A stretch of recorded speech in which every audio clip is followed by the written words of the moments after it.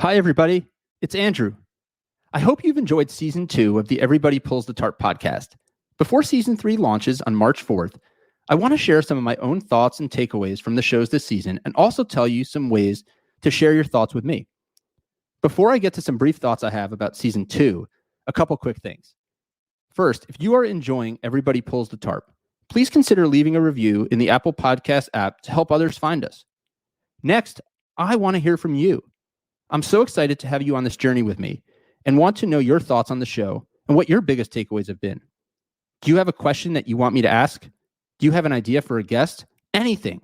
Email me anytime at andrew@everybodypullsthetarp.com. You can also follow me on Instagram at andrewmoses123. That's Andrew Moses 123 on Instagram. Okay. Now some thoughts. By now you know I am on a mission to uncover the secrets to success.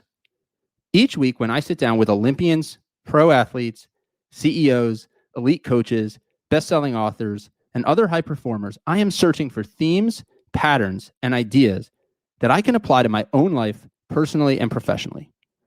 So we're 42 shows in. Each conversation has definitely inspired me in different ways, but some takeaways and themes are definitely starting to emerge. One theme for sure is that success is never as easy as it might look on the surface. Achieving a goal or any measure of success requires practice, repetition, taking risks, and getting outside your comfort zone. Every successful high performer has failed thousands of times. We just generally don't get to see it.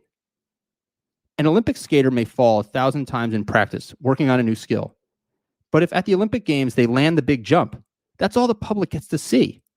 Similarly, in business, you see someone in the job that they have, not the jobs they applied for but didn't get.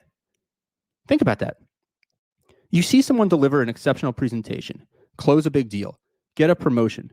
But here's what you don't see. You don't see the work they put in behind the scenes.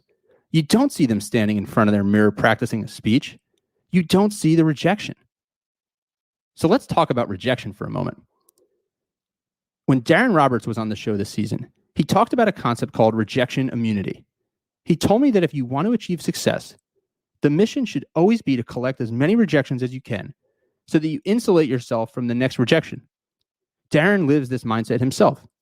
After graduating from Harvard Law School, Darren decided he wanted to be an NFL coach. When he applied for his first job in the NFL, 31 teams said no, but one team said yes. So it's easy to look at Darren's career and say, wow, you are so lucky you did it. You got the job you wanted. But the yes was only a small fraction of the story.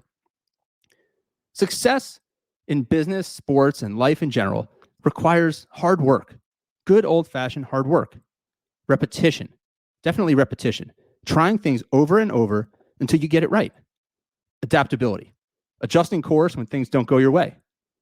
It also requires failure. You're going to fail a whole lot more than you succeed. There just hasn't been a single guest on the show who told me it was easy. Not one. Not one told me it was easy. Another takeaway for me is the way each guest celebrated the role that others played in their journey. Let's talk about Tessa Virtue. Tessa's the 3-time gold medalist and the most decorated figure skater of all time that was on the show earlier this season. She talked about a team of 14 people who helped her and ice dance partner of 22 years, Scott Moyer, win gold at the Pyeongchang Games. Now, the public saw Tessa and Scott on the podium, but there were countless people behind the scenes who played a role in their success. We had Topgolf CEO Dolph Burley on the show this season, and he told me he called 400 people on his team on Thanksgiving one year to thank them for their hard work.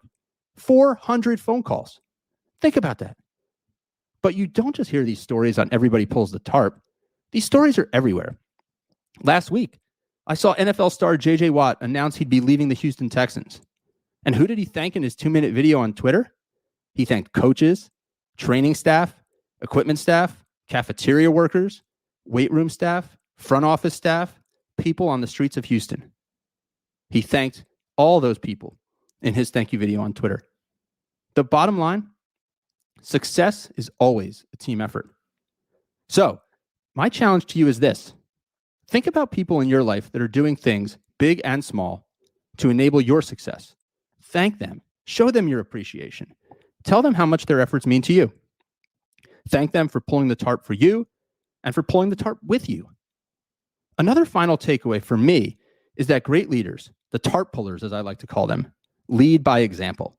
Their actions do the talking. One example is all the way back to the first episode of season 2. Best-selling author John Gordon told me a story about former Clemson star quarterback Tajh Boyd. The team would go to the local movie theater on Friday nights before Saturday game days. At the end of the movie, Tajh would start cleaning up the theater so the movie theater workers didn't have to clean up after the team. Eventually, the entire team joined in the cleaning effort each week. Talk about pulling the tarp and contributing in unexpected ways, right? You see, Tajh set the tone. He set the tone that no task is beneath anyone. And by his example, he created a culture of servant leadership, accountability, and teamwork. So the takeaway for me is to always think about what we say and what we do. Are they aligned?